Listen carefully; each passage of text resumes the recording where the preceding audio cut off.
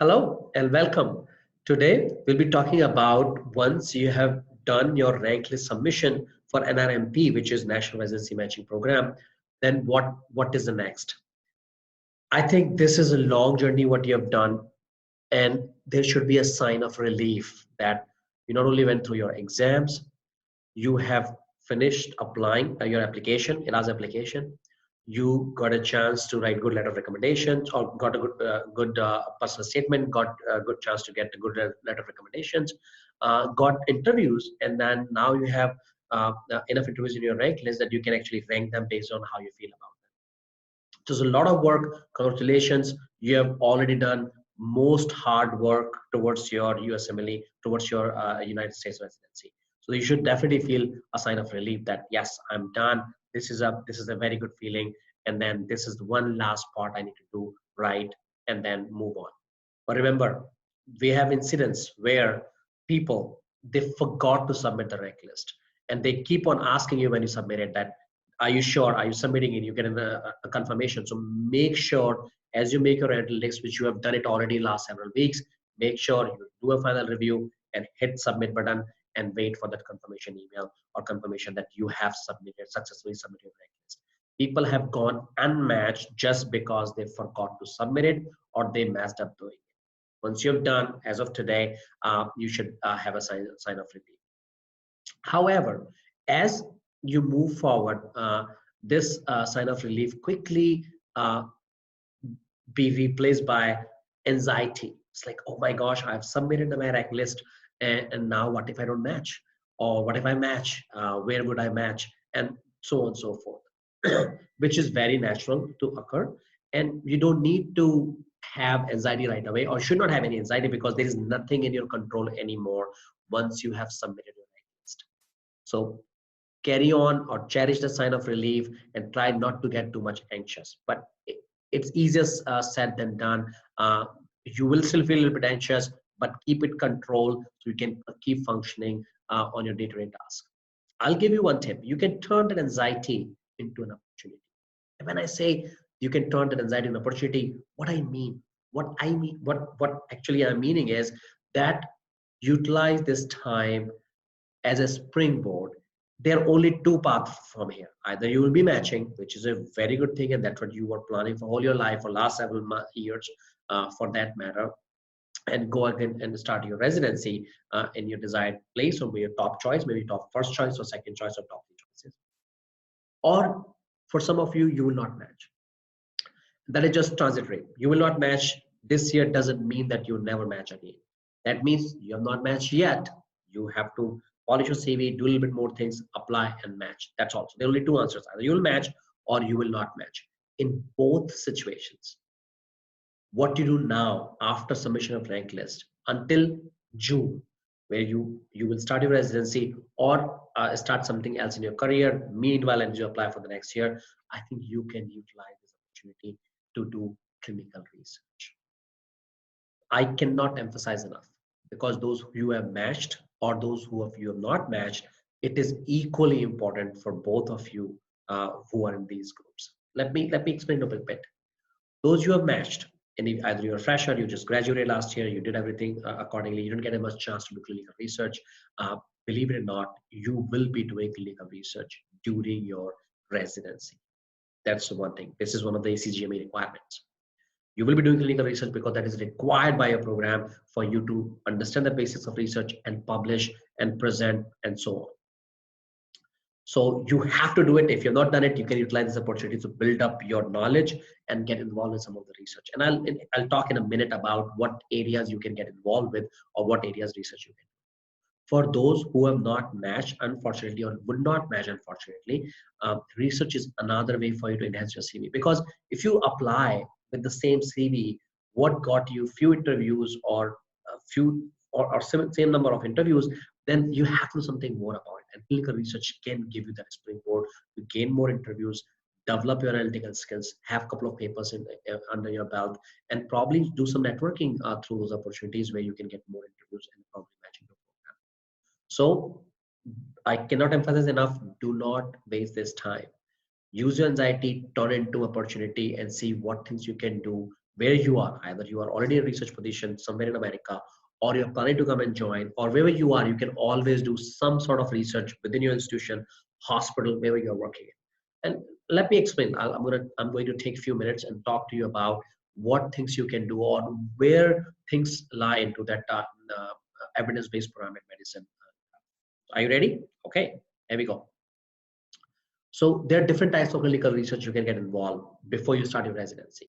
And I'll just say a few, I'll just give you an overview and then go a little bit in detail about it. So some of you might have seen this evidence-based pyramid medicine chart. And I'll take a few minutes or maybe less than 1 minute to talk about what are different things are and then what you can get involved now or going forward. One thing I would like to talk in the beginning is, as you see in the bottom of this graph, you see as animal studies, expert opinion, and anecdotal evidence. You're applying for residency unless you have established in your field for many, many years. You can consider yourself expert. Otherwise, it takes a while. It takes up to 10,000 hours or 10 years of hard work to be called an expert in one area if you focus on that area. So you are not there yet. And I have not done any animal studies or research, so I cannot talk about it.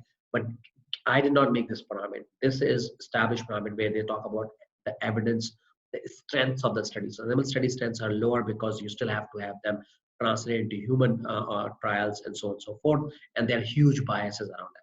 So let's take that one out.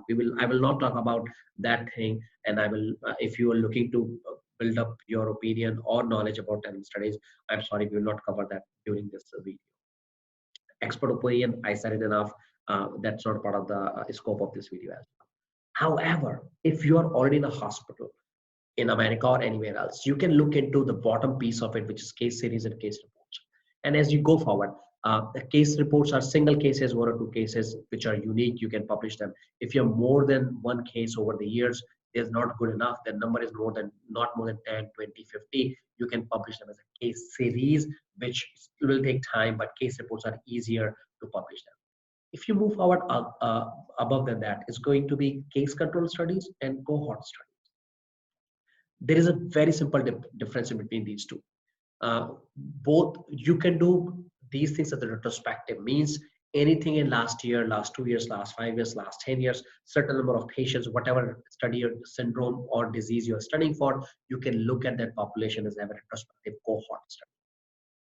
Case control study is only difference that you start with outcome and then go back and see what was the exposure and then match them with the controls who did not have that outcome and then see what exposure they have. That's the only difference between case control study and cohort study. Cohort study, you start with the exposure and then move forward and look up what was the outcome. If you're doing retrospectively, both these things are happening in the past. That's the retrospective part. Exposure is happening in the past and your outcome is happening in the past. In case control study, you're starting with the outcome and going back and finding what exposure they had. In cohort study, you start the exposure and look for the outcome, but everything is happening in the past. You can do the same thing in the perspective as well. You will not have time right now, but during your residency or next year, if you have another big year, then you can plan to do prospective case control study or prospective cohort studies. But idea is whatever you can get answer from retrospective, I guarantee you 80-90% of the questions you will try to answer from a prospective one, which will time consuming, it'll take time and energy. You can get it done easily with a little bit more strength than case series and case reports, but it's still not there where randomized control trials are. About randomized control trial, you have read it in your step 1 and during your medical school as well. I will not spend much time. We have a separate video on that. This is something that's time consuming. If you're lucky and working in a high functioning hospital or residency program, you might get exposed to work on a randomized control trial, which is already ongoing. Because to come up with an idea, write it, apply, get the funding and propose it, it could take up to 2 years to design a randomized control trial, get the funding and started. So that is not in the scope of your timeline, especially post-ranking submission when you have 2 or 3 months of this thing. So we will not talk about it. Systematic reviews and meta-analysis, they are the highest evidence and evidence-based parameter. This is filter data. What you're looking into, you're picking up a topic and seeing what people have published around the world, and you're putting a summary out of it as a systematic review, or you're taking the data out of it, compiling them as all patients included in those studies, and do your own meta-analysis and publishing that result. But the beauty is this filter part above this line, you don't need an ethical committee approval or institutional review board. Everything else from case control studies, cohort studies, randomized control trial, you have to have ethical committee approval before you do it, or IRB institutional review board. So Now, what can you get involved with? I would say case reports. Easy, don't overdo. Don't do 10 case reports. I would say a couple of them, 2 or 3 case reports would not be a bad idea. You can get into review articles, which is not there as well. These are not too higher evidence, but if you work with somebody who is known in that field, or who is known to publish in those areas, you can look at the articles published in the last 2 years, 5 years, 10 years, and write a review article. That can be done within a couple of months if you have a good mentorship, good coaching, and somebody who's walking you through with those processes as well.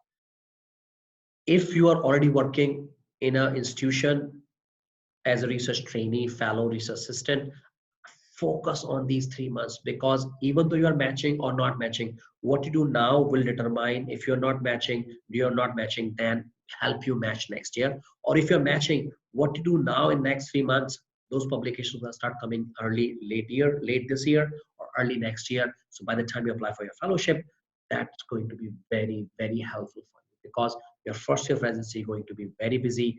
You'll be focused on clinically, new environment, new notes, new patients. You might not have enough time to do clinical research. So what you do now in these 3 months can have a payback system for you when you're residency of year 1, year 2, year 3. And by the time you prepare application for fellowship, you can always list all these publications because you worked hard during these 3 times. So let me go back to my previous comment. Feel, give yourself a pat, go for a good dinner, watch a good movie, Netflix, whatever you do it as a sign of relief after you submit the application, and make sure you got the confirmation, the rank list, make sure you get the confirmation. And after that, think about how can I utilize these 3 months to enhance my chances if I don't match for next year or for my fellowship. Or some of you will be looking for green card application, J1 to H1 visa and some of those things. Please, please, please don't waste this time. And those who have not done step 3, forget about research. I think that's your first priority.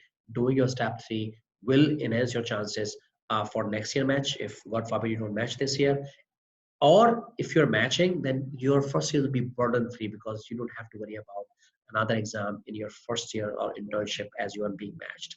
You will already have an in-service exam. So please take care of your step 3. If you've not done it, those who have done it already, please focus on doing either case reports, review articles, systematic reviews, meta-analysis, or if it is easy to set up case control cohort studies retrospectively, utilize this time. This could be the difference between a good fellowship or good residency match and getting your green card earlier, because it'll take time for citations to build up. It'll take time for publication to come in. And we have another video for you to watch how to enhance your chances during your residency for getting a green card. So that's all for now today. Please do watch, like our videos, subscribe to our channel. Otherwise, you will not be notified when we upload these new videos. And we upload almost every week, two videos per week, one video per week. And we will try to time it so the stages you are in, and we will time it with that. So do like, leave a comment section what you want to hear. Subscribe to our channel, spread it, put into social media platforms which are using it, put into useful forum, because the more ideas we get, the more videos will be able to record it for you, so you can take benefit as you look into taking this journey of United States medical residency. Thank you so much for watching our video, and we will see you soon again.